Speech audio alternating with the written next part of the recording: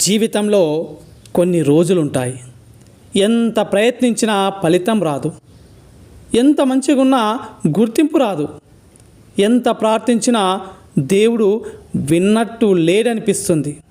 అప్పుడు చాలామంది ఒక ప్రశ్న అడుగుతారు, దేవుడు నిజంగా నా వెంట ఉన్నాడా అని. కానీ ఒక్కసారి ఆలోచించండి, మనకు సమస్యలు దేనివల్ల వస్తున్నాయి? డబ్బు సమస్య వస్తుంది, ఆరోగ్య సమస్య వస్తుంది, ప్రేమలో బాధ, కుటుంబ సమస్యలు, ఈ విధంగా రకరకాల సమస్యలు మనకు వస్తుంటాయి.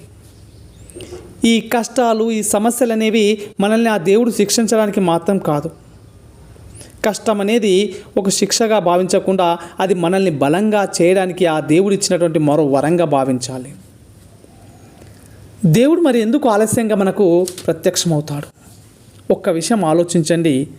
రైతు విత్తనం వేసిన వెంటనే పంట రావాలని కోరుకోడు. దానికి కొంత సమయం పడితేనే మంచి పంట వస్తుంది. అలాగే దేవుడు కూడా నీ జీవితంలో గొప్పతనాన్ని సిద్ధం చేస్తున్నప్పుడు కొంత సమయాన్ని తీసుకుంటాడు. ఆ కొంత సమయంలోనే మనకి కష్టాలు, కన్నీళ్ళు, బాధలు, బాధ్యతలు ఇవన్నీ ఉంటాయి. వాటిని ఒక వరంగా భావించి మనం ముందుకెళ్ళాలి. కానీ ఎట్టి పరిస్థితుల్లో ఆ దేవుని పైన నమ్మకాన్ని మాత్రం కోల్పోవద్దు. నీ కన్నీళ్ళు ఎవరికీ కనిపించకపోవచ్చు, కానీ ఆ దేవుడికి ప్రతి బాధ తెలుసు.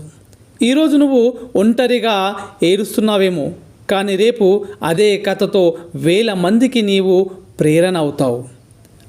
అది జీవితాన్ని మార్చే నిజం. కొన్ని తలుపులు మనకు మూసిపోవచ్చు, ఎందుకంటే వాటి వెనక నష్టం ఉంటుంది. కొన్ని అవకాశాలు దూరం అవుతాయి, ఎందుకంటే నీకోసం ఇంకా గొప్పది వస్తుంది. ప్రతి పరిస్థితుల్లోనూ ఓపికగా ఉండండి, ప్రార్థన చేయండి, దేవుని మీద నమ్మకాన్ని కొనసాగించండి. ఈరోజు నువ్వు పడుతున్న బాధ రేపు నీ నిజాయితీకి కారణం కావచ్చు. ఈరోజు నిన్ను అవమానించిన వాళ్ళే రేపు నీ విజయానికి చప్పట్లు కొడతారు. కాబట్టి ఎప్పుడు ఇలా అనుకోకు, నా జీవితం అయిపోయింది అని. దేవుడు ఇంకా నీ కథ రాస్తూనే ఉన్నాడు. నమ్మకం కోల్పోకు. ఆ దేవుణ్ణి ప్రార్థించడం ఆపకు. ప్రయత్నం వదలొద్దు, ఎందుకంటే దేవుడు ఆలస్యం చేయొచ్చు, కానీ ఖచ్చితంగా నిన్ను ఆదుకుంటాడు. దేవుడిని నమ్ము. ఈ సమయం తప్పకుండా నీదే.